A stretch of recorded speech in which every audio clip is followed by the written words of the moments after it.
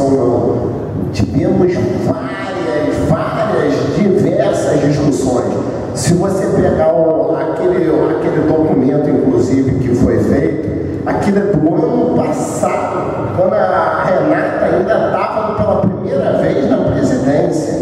Então, nós tivemos várias discussões diversas sobre eu de camisa da gestão. Muita gente não sabe, então é bom esclarecer também. Nós só fechamos com a gestão, com a nova chapa, depois que foram feitos 3 compromissos.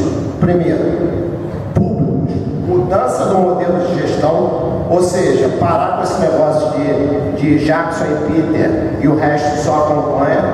Isso foi prometido e foi divulgado publicamente. Segundo, participação efetiva do ideal. Por quê? Porque grupo político que não participa, que só está lá para bater palma, ou então ficar reclamando, não adianta nada. A gente tem que ter alguma espécie de participação. E terceiro, acabou surgindo a presidência do Conselho Fiscal porque houve uma diminuição do número de vagas inicialmente prometida e concessão essa do ideal. Sobre esse assunto especificamente, o Humberto do Conselho Fiscal vai tocar nesse assunto na próxima reunião. Ele não pôde ver hoje, mas ele vai explicar tintim por tintim e realmente a gente tem que rever alguns pensamentos.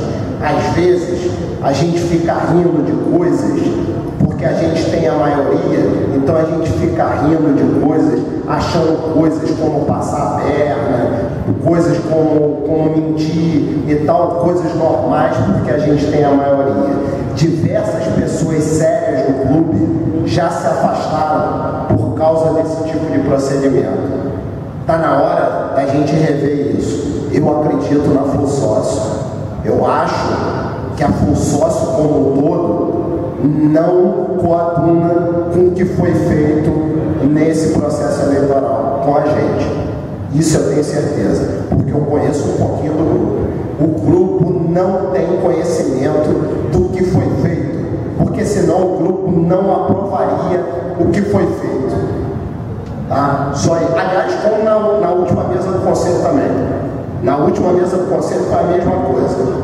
Onde foi falado que a 4 do antigo presidente, depois chegou-se na escada do Conselho. Na escada do Conselho. E um membro da FUNSOS articulou a eleição e depois passou-se 3 anos esse mesmo membro da FUNSOS reclamando da atuação do antigo presidente do Conselho. Então, a gente tem que ter muita responsabilidade. Eu volto a dizer, não estou generalizando nada.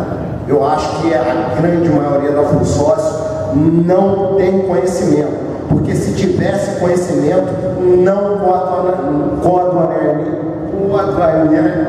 concordaria com esses fatos. Obrigado.